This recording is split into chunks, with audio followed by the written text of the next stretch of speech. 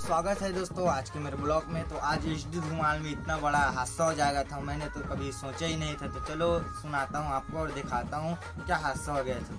चलो तो यहाँ पर क्या हुआ मैं आप लोगों को शुरू से बताता हूँ। पहले तो भाई लोग ने कई जहर तगड़ा गाना बजाया गाइस, जो कि आप लोग देख सकते हो।